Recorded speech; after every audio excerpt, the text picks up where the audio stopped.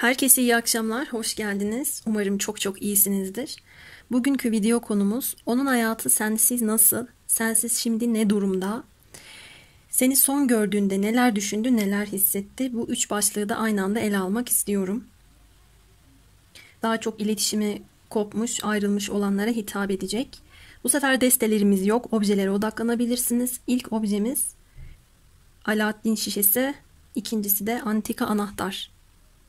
Burada yakından da göstereceğim size. Bu şekilde de seçmek isteyebilirsiniz. Biraz bekliyorum.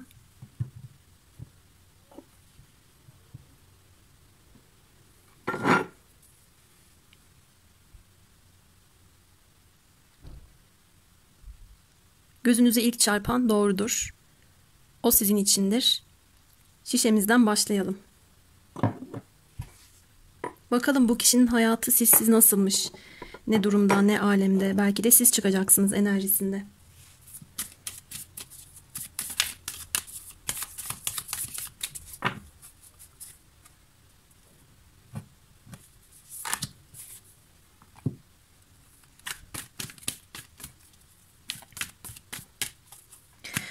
Arkadaşlar, özel açılımlarla ilgili bir bilgi vermek istiyorum. Ben seansları Instagram üzerinden açıp orada değerlendiriyorum. Seanslar kapalı olduğunda bu demek oluyor ki benden randevu alamazsınız. O hafta ya da önümüzdeki haftanın randevusu dolu demek.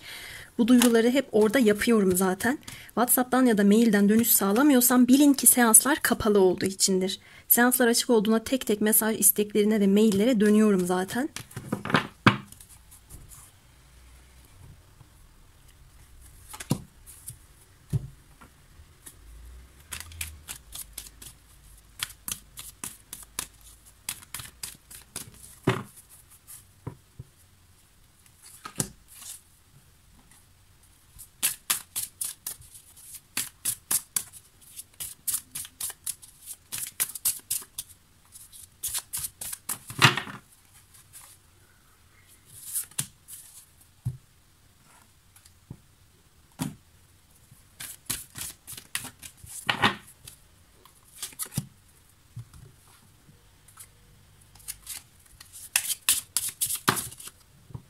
İki tane düştü.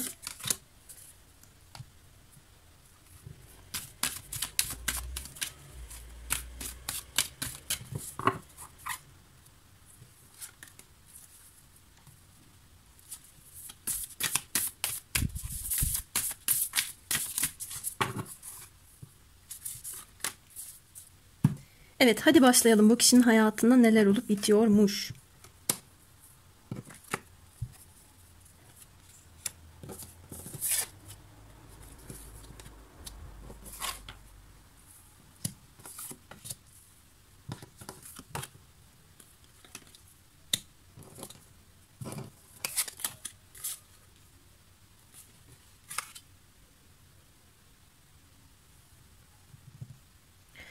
İki tane Oğlak Burcu temamız var. Toprak burçları da gelmiş. Bir de Yengeç ve Balık Burcu temamız geldi. Bu demek değil ki bu kişinin burçları böyle. Enerjisi böyle arkadaşlar. Şimdi başlayalım. Bu kişinin enerjisinde siz de geldiniz ama sizden bağımsız konular da geldi. Bu kişi hayatında önem vermesi gereken şeylerde önem vermediğini, bazı şeylerde çok konfor düşkünü olduğunu, çok rahat olduğunu görüyorum. Daha çok ben birileri için bir şeyler yapayım ya da şu sorumluluğu alayım, şu taşın altına elimi koyayım değil de ya işte birileri benim için yapsın onu. Ben yapacağıma benim ayağıma getirilsin, gelsin. İşler bir şekilde yürür tarzında istikrarsızlığı ele aldığı bir enerjisini görüyorum. Bu onun aslında kişisel bir mevzusu ama böyle bir noktada olduğu çıkmış. Kendine gereksiz bir güveni var. Şifalandırması gereken bir hayatının olduğunu da görüyorum. Her şeyi askıya almış olduğu gözüküyor. Çevresini genişletmeye çalışıyor olabilir ama çevresindeki kişilere ya kendisi hilekarca davranıyor ya da çevresindeki insanlar bu şekilde. Duygusal konularıyla ilgili bir problem gözüküyor. Geçtiğimiz Ocak ayından beri olabilir. Cihazımızın ısısı artınca kapandı. Ve şu an ışık çok kötü değil ama idare eder. kartları görebileceğiniz şekilde. Neyse, ben yorumuma devam ediyorum. Çok fazla ışıktan da hoşlanmıyorum. Zaten beni bilenler bilir. Bu şekilde iyi. Biraz bana enerjisi düşük geldi. Çok aktif değil. Zihni aktif olabilir. Ama hayatta her şeye askıya aldığını görüyorum. Biraz hayal kurduğunu, tembellik yapmaya belki de ihtiyaç duyduğunu görüyorum. Bir yere bağlanacaksa da kendisini kesinlikle konforlu ve güvende hissetmeli. Adımlarını sağlam atmalı. Kendisini düşünen bir kadın, bir dişil burada gözükmekte. Bu kadını da askıya aldığı gözüküyor. Beni dinleyen dişil arkadaşlarım, bu siz olabilirsiniz. Aranızda geçmişten uzanan bir bağlantı var. İlişkinizin köklerinin sağlam olduğunu görüyorum ama bu kişi çok karmaşık ve tıkanmış hissediyor ya da o noktada sizi bırakmış. İletişim konusunu aktive etmek ile ilgili de çok öyle bir derdi yok gibi geliyor. Genel anlamda hayatında şu anda dolu dolu bir mevzu olduğunu görmüyorum. Ya tatilde, ya kafasını dinlemek istiyor, ya işlerini genellikle başkalarına yaptırıyor ya da etrafında zaten böyle insanlar olduğu için kendisi de onlara ayak uydurmaya çalışıyor. Olabildiğince çevresini geliştirmeye, genişletmeye çalıştığını gördüm. Geçtiğimiz Ocak ayından beri ya hayatında bu mevzuyu devam ettiriyor ya da geçtiğimiz Ocak ayında yaşadığı durumlar ile yeni karşılaşmış. Temmuz'da karşılaşmış diyebilirim. Bana burada gerekli cevabı vermedin. Ne yapıyorsun sen, yani nelerle meşgulsün hayatında? Burada seni düşünen biri var. Bilge birisi, belki seni anlamış zamanında, şu anda da anlamaya, dinlemeye hazır, seni okumaya, sana yardım etmeye hazır birisi var da. Yani bakar mısınız? Elinde içeceği, oturuyor. Yersiz bir rahatlık içinde. Daha farklı bir pencereden, daha farklı bir bakış açısıyla hayata baktığını da gördüm bu kişinin. Ama kişisel sorunlarını, problemlerini ya da ailesel sorunlarını çözüme kavuşturmak için yeterli değil. Nelerle meşgulsün?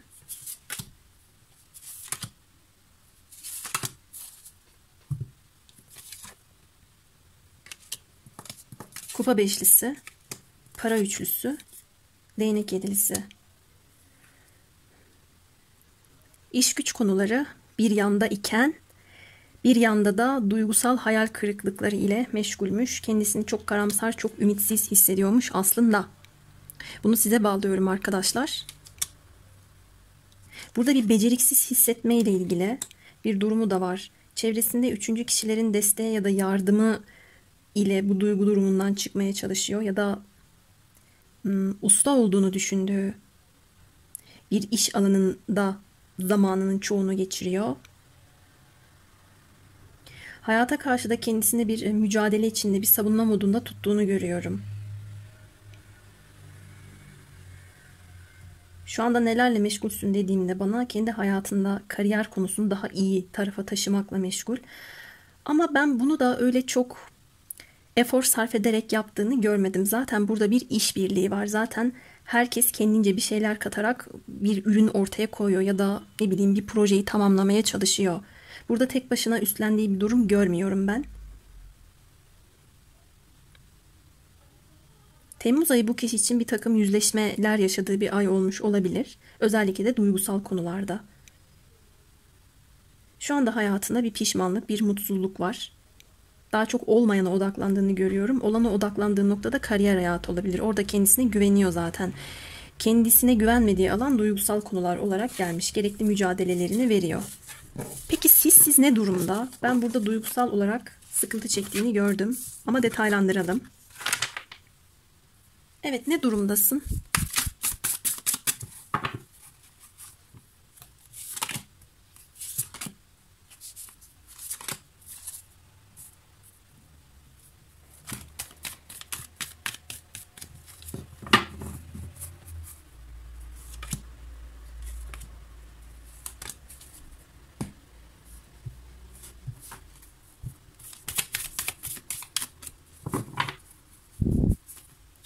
Akşam akşam video çekmeyi hiç sevmiyorum ama sırf size bir şey sunayım diye ancak bu zaman boş vakit bulabildim. Gündüz ışığı daha iyi.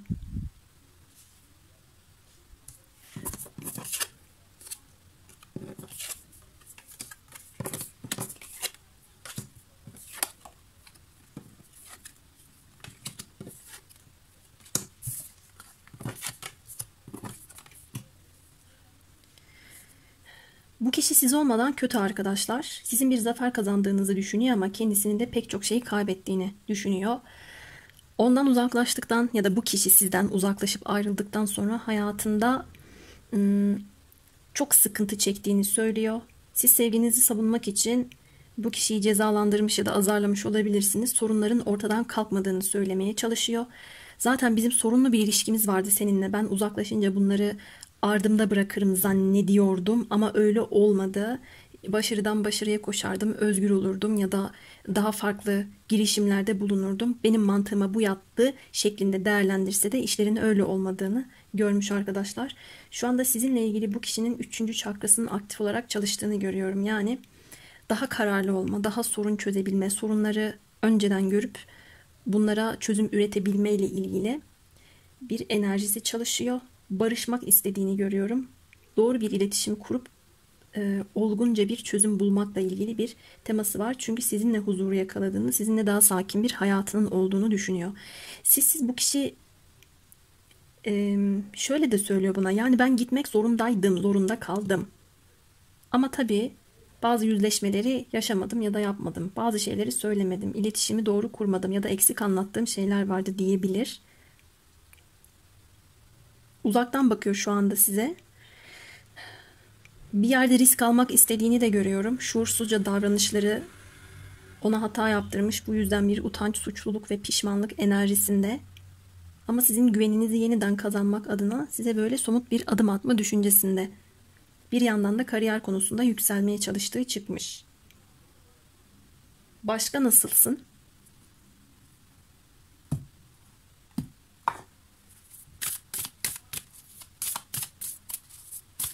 Çok da bir duygusal kart gelmedi. Az önce enerjisinde gelmişti sadece. Değerinizi, kıymetinizi bilemediği için sizi kaybettiğini düşünüyor olabilir.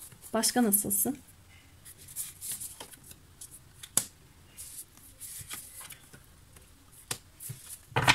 Olabildiğince geçmişte değil anda kalmaya çalışıyormuş.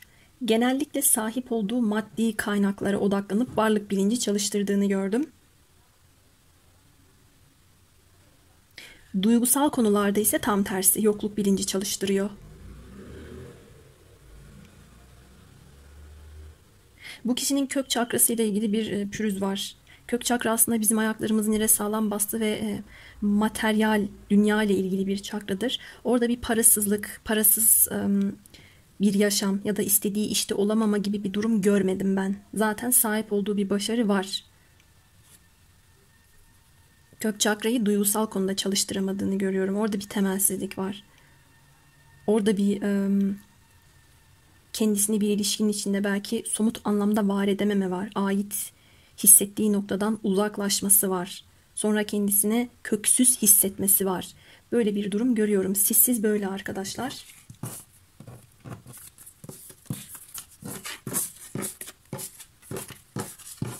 Peki ne düşünüyorsun, ne hissediyorsun?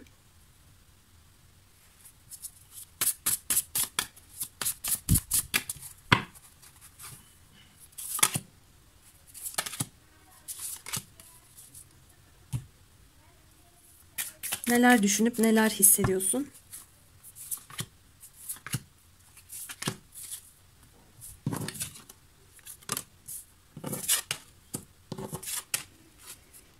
Sizin kalbinizi o kadar çok bıçaklamış, size o kadar çok acı çektirmiş ki o size dönse de siz artık onu istemeyeceksiniz gibi düşünüyor. Öyle değerlendiriyor. Arkadaşlar bakar mısınız? Burada kocaman bir dolunay var ve hemen altına gelen kartta da dolunay çıkmış. Eylül'deki Balık burcu dolunayını bu açılıma dahil ediyorum. Bir de Temmuz'da gerçekleşmiş olan Oğlak burcu dolunayı. Bu süre zarfında bu kişinin sizinle ilgili pişmanlıkları, mutsuzlukları, içinde sıkıntı hissetmesi, size dönmek istemesi, özellikle de gece vakitlerinde özlem hissetmesi ve pişmanlıklarının, korkularının gün yüzüne çıkmasıyla ilgili bir durumu hissettiğini gördüm. Aranızda mesafeler, uzaklıklar olabilir. Ben döndüğümde ya hayatında başka birisinin olduğunu görürsem, bir rakibimin olduğunu görürsem tarzında bir endişesi de var ama bununla uğraşma konusundan ziyade sizin kalbinizi iyileştiremeyeceğini daha çok düşünüyor. Yani hangisiyle uğraşmak kendisi için daha iyi diye karşılaştırma yapıyor. Tabii ki de farklı bir rakip olsa Ve bu benim için daha kolay olurdu. Bir kalbi iyileştirmekten tarzında yorumladığını görüyorum. Sizin güllerinizi soldurmuş, yapraklarını döktürmüş. Buradaki gül, ay tam kalbiniz olarak değerlendirdim.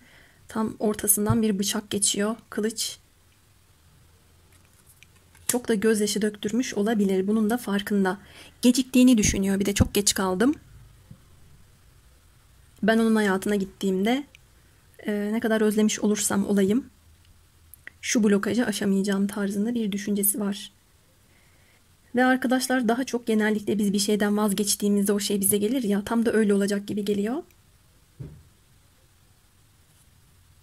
Bu kişi sizinle tasasız, gayet mutlu, ön yargısız, neşeli bir biçimde bir duruma tekrar başlayamayacağını biliyor. Aramızdaki durum bozuldu diyor. Düşüncesinde ve hissiyatında böyle.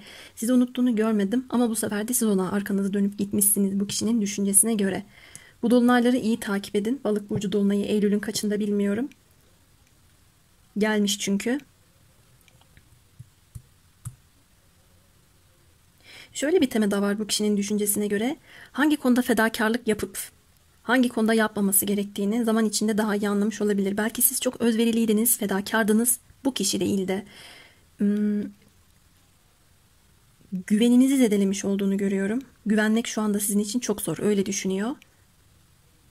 Sizin kalbinizi şifalandırıp güveninize kazanmak onun için dağları delmekten ya da bir rakiple uğraşmaktan çok çok daha zor. Kat be kat zor. Düşündüğü şey bu. Peki son gördüğünde sizi ne hissetmiş? Son gördüğünde ne hissettin? Bu da son sorumuz olsun.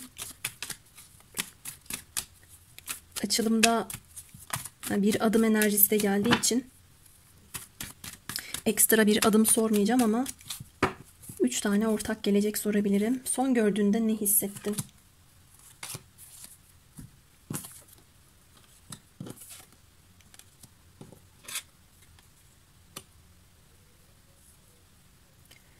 Ne kadar risk alabileceğimi ya da ne kadar risk alıp aptallık yaptığımı düşünüp hissettim diyor. Gene geldi bir uçurum teması. Ya uçurumun eşiğinde hissetmiş, cesaret edemeyip geri dönmüş ya da uçurumdan atlasam mı atlamasam mı diye olduğu yerde kala kalmış. Siz onun duygusal bir yüküsünüz arkadaşlar. Bir yandan ilerlemekle yükümlü olduğunu ya da bir şeylerle yüzleşmek durumunda olduğunu bildiği, pes etmediği ama bir yandan da ona çok ağır gelen bir yük olmuşsunuz.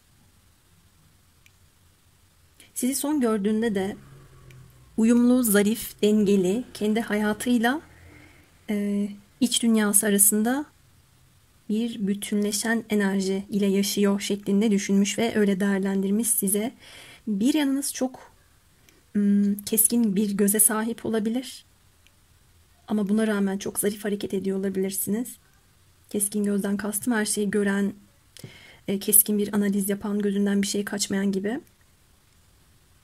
Ama buna rağmen aşırıya kaçan tavırlar, tutumlar içerisinde değilsiniz. Kendinizle, hayatınızla bir denge, bir uyum içerisinde yaşıyorsunuz.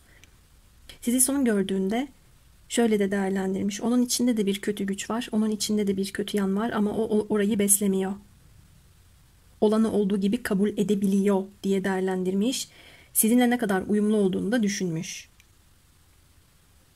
Sizi çok şanslı, sizinle beraberken de ne kadar şanslı ya da size sahipken de ne kadar şanslı olduğunu değerlendirmiş. İhtiyatınız dikkatini çekmiş bu kişinin. Aynı zamanda da bilge bir ruh olduğunuzu değerlendirmiş. Çok yakından görmüş olmayabilir. Uzaklardan bakma teması algıladım. Peki ortak gelecek var mı? Ortak gelecekte neler olabilir? Bir de buna bakalım. Bu da son sorumuz olsun.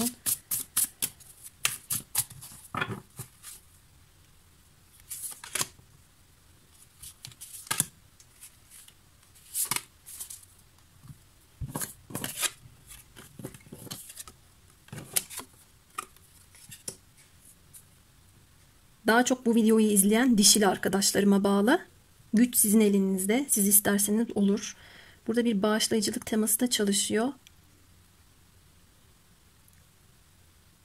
Ya siz bu kişiye uzaklardan bakıyorsunuz ya bu kişi size ortak gelecek teması sunuyor aslında. bir uzlaşma, anlaşma sağlayabilirsiniz.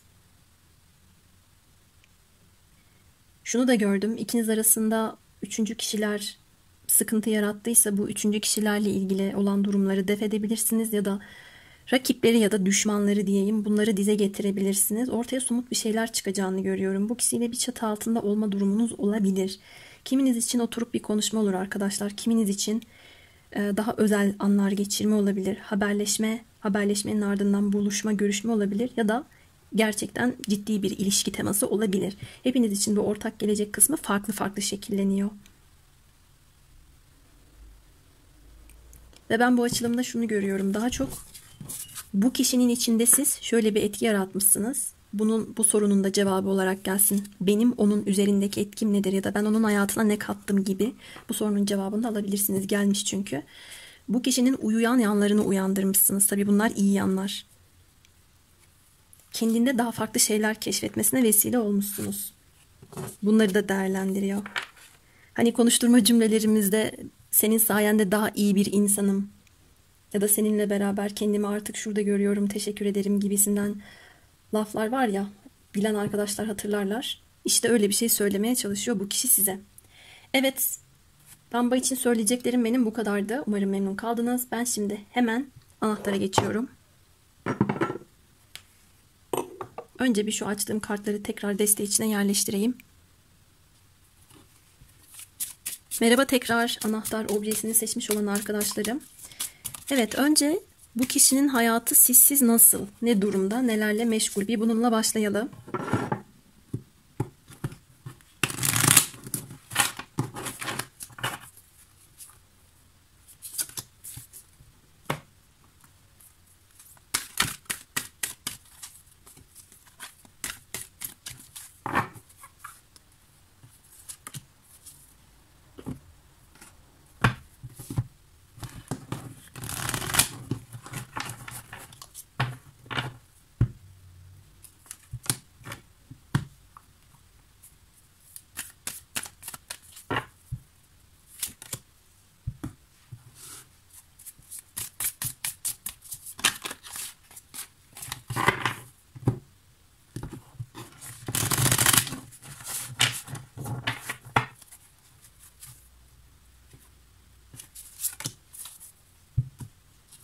Kartları iyice karıyorum. Bakalım yine de ortak kartlar gelecek mi?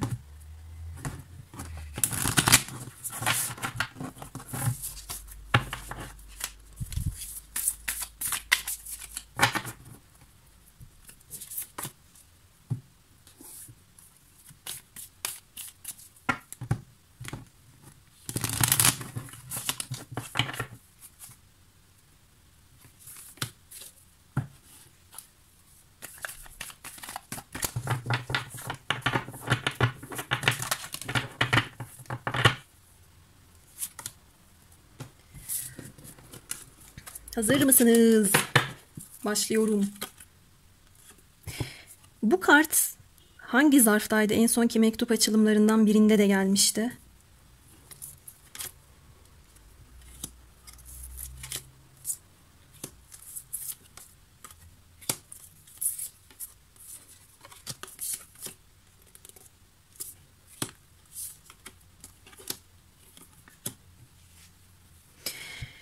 Evet, bu kişinin hayatı biraz karman çorman, karışık. İki aynı kart gelmiş farklı tarot destelerinden. Bu kişi enerjisinde ya ailesiyle beraber arkadaşlar ya da ailesiyle beraber olmanın hayalini, özlemini kurup çekiyor. Arada dağlar, mesafeler olabilir. Siz bu kişiyle aileyseniz, çocuklarınız varsa, arada uzaklık varsa ya da başka insanlar nedeniyle sıkıntılar, sorunlar yaşayıp ayrı düştüyseniz, bu kişinin kendi iç dünyasında hayatındaki kibirli insanları, gösteriş düşkünü insanları temizlemeye başladığını size söylemek isterim. Çünkü bir yerde gururuna dokunduğunu gördüm. Bu kişinin hayatı uzaktan dengeli gibi durabilir ama ben dengesizlik algıladım. İşte bu dengesizliklerle, tutarsızlıklarla ilgili pek çok şeyi temizliyor.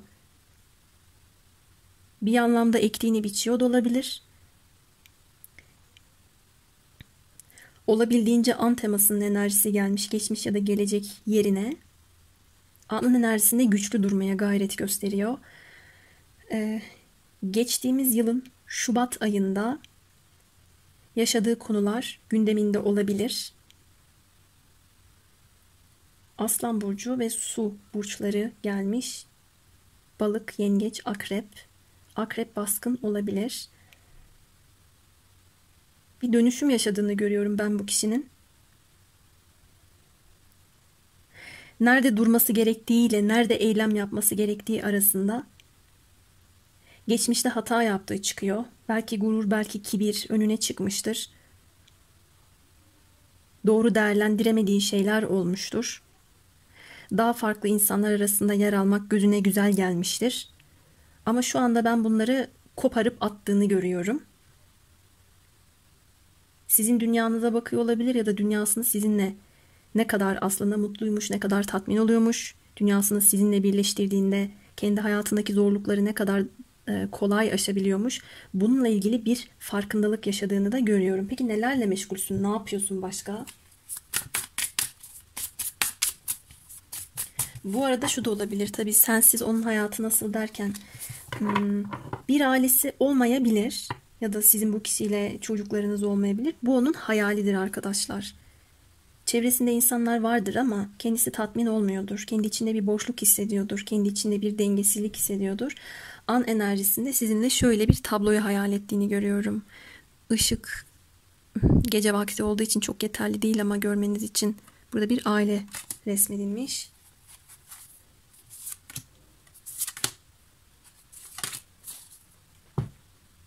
Ne yapıyorsun başka? 3 tane büyük arkana geldi. Hayatında bu kişinin çok kuvvetli bir etkiniz olmuş ya da şu anda çok kuvvetli şeyler yaşıyor. Bir kere hayatında bastırdığı, baskıladığı her ne varsa bunlarla ilgili enerji akıtma, şifalanma, iyileşme döneminde içinde tuttuğu şeyleri ya yazarak ya iletişim kurarak anlatmayla ilgili bir derdinin olduğunu görüyorum. Konuşarak yaptığı bir meslek alanı olabilir ya da el becerisi gerektiren bir işi olabilir. Her neyle meşgul olursa olsun kesinlikle hayatında fazlalıkları atma, kesme biçme, çöp olan şeyleri hayatında tutmama gayesi güdüyor. Çok yüksek bir yüzleşme ve farkındalık noktası çıkmış. Gerçek aşka ya da gerçeklere uyandığını görüyorum. Kendi içinde bir hesaplaşma yaşadığını görüyorum ve bu durumun sizden bağımsız olmadığını da söylüyor bana kartlar. Şöyle de olabilir. Sizinle beraberken gurur yaptığı şeyler aslında o kadar da büyütülmeyecek şeylermiş diyebilir. Sizden ayrılmayı, uzaklaşmayı kendisi istediyse ya da herhangi bir boşanma durumunuz olduysa şu anda size telepatik mesaj gönderiyor. Bazı şeyleri toparlamak için ya da şifalandırmak için umut taşıdığını, buna hazır olduğunu söylüyor arkadaşlar. Ben hemen şuraya geçiyorum. Siz ne durumda? Bu onun hayatında olan şeylerdi. Anlat bakalım. Ne durumdasın?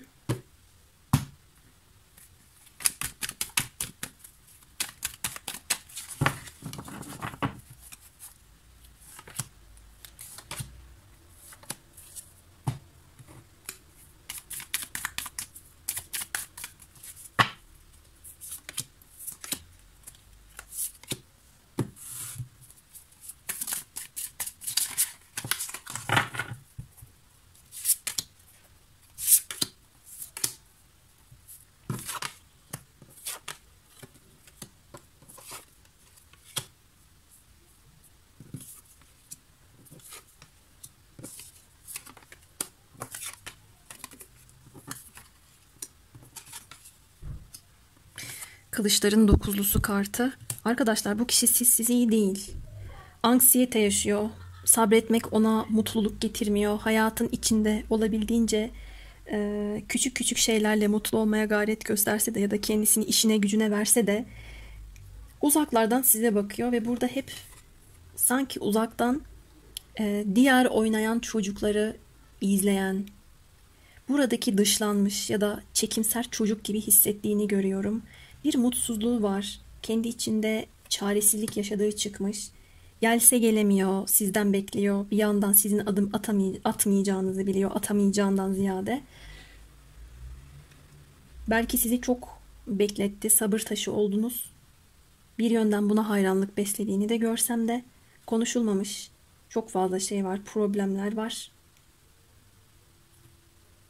Siz ne durumda diye sorduğumda çok sigara içiyor olabilir, alkol içiyor olabilir. Siz çok bağımsız bir şey sergiliyorsunuz ya da öylesiniz. Böyle bir imaj sergilemeseniz de zaten öyle bir noktada olabilirsiniz. Bu kişi de ben onu kaybettim. Artık uzlaşma ihtimalleri ortadan temelli kalktı. Ancak bu şekilde uzaktan bakacağım. Bu kilitli zincirli kapıyı da açamayacağım der gibi bir halde. Şöyle bile olabilir. Siz hayatın içindeki aslında uzaktan bakıldığında ne var ya bunda gayet sıradan denen bir şeyi bile o kadar güzelleştirip yaşayabiliyorsunuz ki. Bu enerjinize de hayranlık beslediğini görüyorum. İletişim geliyor arkadaşlar. İletişim kurmak istiyor. Bu kişi size adım atmak istiyor. Ancak sizin şöyle düşüneceğinizi düşündüğü de çıkmış. Burada bunun cevabı da var. Bu iletişim onun için bağlayıcılığı, sürekliliği ya da devamlılığı getiren böyle bir özellik taşıyan bir iletişim olmayacak. Sadece benim şu içimdeki belirsizlikten, bulanıklıktan sıyrılmaya ihtiyaç duyduğum, kendi içimde aktarmak istediğim bir iletişim olacak. Gitsem mi, gitmesem mi? Adım atsam mı, atmasam mı? Bu yola bu şekilde çıksam mı, çıkmasam mı diye düşünüp stres yapıp gözünde büyüttüğünü görüyorum. Çünkü siz ya somut bir şey bekliyorsunuz ona göre, onun hissiyatına göre, çünkü size de çok değer verdiği için ona bu şekilde de gidemem gözüyle bakıyor. Ya da somut bir şey beklemiyorsanız da arkanızı dönmüşsünüz. O beni artık beklemiyor ki sabır taşı olduktan sonra çatladı. Sonra kendisini başka bir yerde iyileştirdi.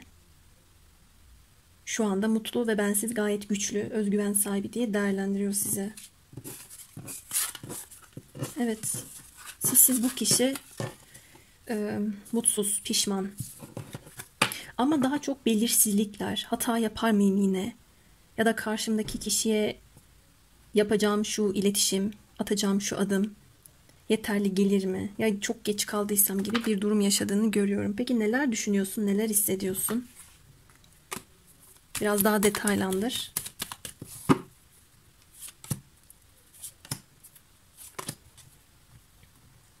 Sadece bu kadar alasım geldi.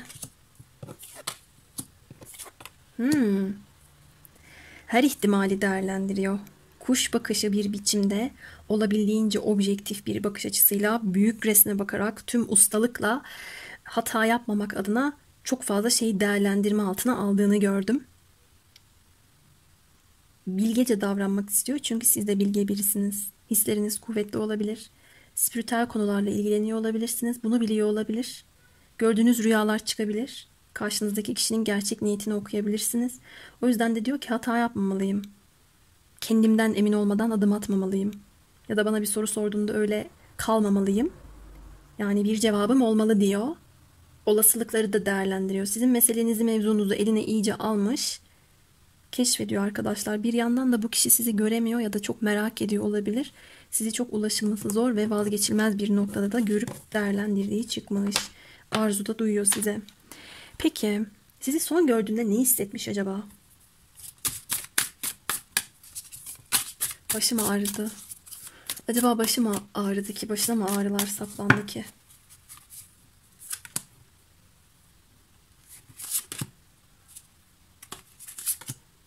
Başımda bir taç var. Şunu bari çıkarayım. Çok sıktı. Kafamdan bir şeyleri atasım geldi.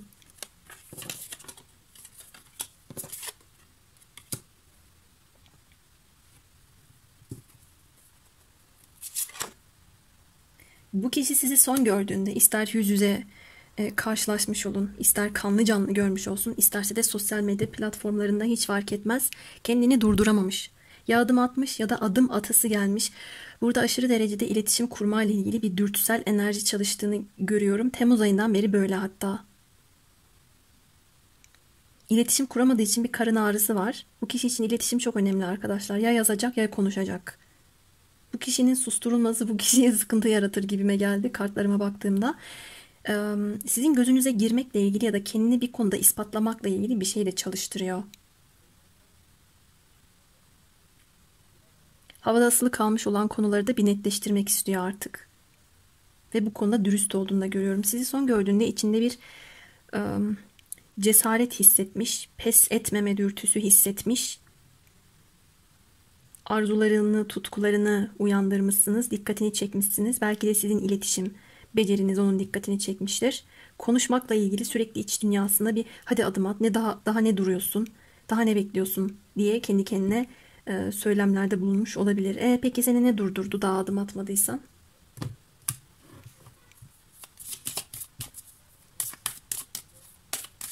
Kendini zihnen ve burada bedensel olarak harekete geç diye habire gaza getirip duruyorsun da ya da karşındaki kişiyi gördüğünde böyle bir etkisi olmuş sende de daha adım atmadıysan niye duruyorsun diye bir sorasım geldi.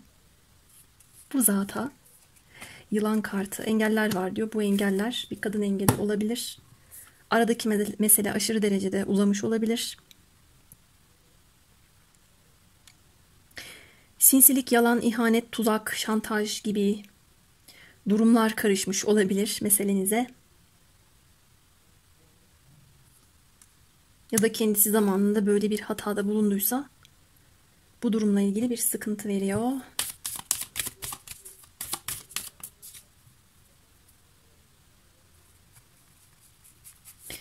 Belki bir anne, belki bir kız kardeş engeli de olabilir. Ama benim hissiyatım şu yönde de çalıştı. Elime deste aldım daha açıklayıcı olsun diye ama oturttum şimdi başka koymayacağım. Şu iki kart, daha doğrusu şu yengeci temsil etmez ama buradaki kişi yengeç burcu sembolizmasına elini uzatıyor. Şu kart da zaten yengeç burcunun kartı. Burada şöyle bir tema var. Az önce de söyledim ya hislerinizin kuvvetli olduğunu düşünüyor diye. Seni ne durduruyor dediğimde belki siz kalkıp bir şey söyleyeceksiniz. Belki bu kişinin açıklamalarını yemeyeceksiniz. Dürüst görüyorum ama zamanında yaptığı hatalar nedeniyle sizin öfkenizi akıtabilme ihtimalini de değerlendirdiğini görüyorum. Bu yüzden neden harekete geçmiyorsun dediğimde böyle bir durum çıktı. Tuzak görüyor. Yani iç sesini iyice dinlemeden hareket etmek istemediği çıkmış. Ve siz çok zekisiniz. En olumsuz ihtimalde burada ne yazık ki üçüncü bir kişi etkisi yüzünden adım atmıyor olabilir. Ortak gelecekte neler olabilir diye son sorumuzu soralım. Adım atar mısın ve ortak gelecekte neler olabilir?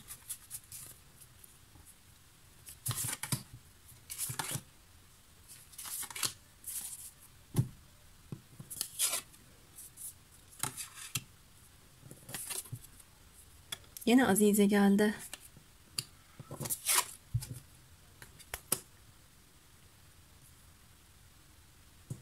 Bazı sırların açığa çıkacağını görüyorum. Eylül-Kasım arasını vermiş.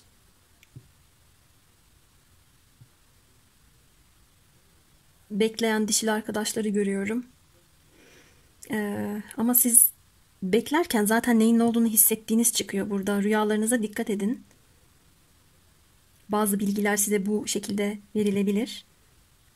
Burada ya bir konu tamamen bitecek arkadaşlar ya da bitmiş bir konu yüzleşmelerle beraber küllerinden yeniden doğabilir diyor. Ortak gelecekte iç sesinizi dinleyerek hareket edeceksiniz. Bu kişide de gelmiş size uzaktan bakması ve güveninizi sağlamakla ilgili temeli sağlam olabilecek adımlar atma düşüncesi.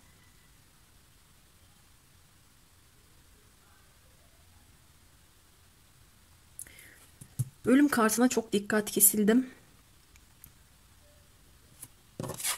Beni çok etkileyen bir figür oldu. Özellikle de şu ortasındaki çiçek. Kılıç da arkasında kalıyor. Çiçeği ben burada görebiliyorum. Yani herhangi bir zedelenme, yapraklarında bir kopma ya da ön tarafta kılıcı görebildiğim bir durum yok. Kılıç arkada kalıyor, çiçek önde kalıyor. Burada çiçeklenecek, belki yeniden doğabilecek, açabilecek bir durum var. çok çok önemli konuşmaların ya da açığa çıkması gereken sırların ardından olabilir diyor. Ve ben sizin bu sırrı zaten bildiğinizi görüyorum. Ben siz nasıl olduğunu zaten biliyorum. En son görüştüğümüzde, konuştuğumuzda ne hissettiğimi biliyorum. Ne hissettiğini biliyorum, pardon. Bana adım atmayacağını da hissediyorum. Adım atıp atmayacağını da. Ay artık konuştuğum bazı cümleleri, kelimeleri yorgunluktan şey yapamıyorum, kusura bakmayın. Gördüğüm rüyalar bana rehberlik ediyor. Ben bu videoyu sadece kendi kafamdakileri tiklemek amacıyla izliyorum bile diyenleriniz olabilir. İşte hissettiğiniz her şeyin gerçek olduğu ile ilgili bir tema çıkmış burada arkadaşlar. Burada ya bir şey tamamen kapanacak, bunu siz yapabilirsiniz, ya da başlaması için önemli konuşmaların yapılması, sırların açıklanması gerekecek. Böyle gelmiş. Evet, bu akşamki açılımımız bu şekildeydi. İkinci deste benim başımı çok ağrıttı nedense. Enerji ağır mı geldi nedir, ya da ben yoruldum bugün.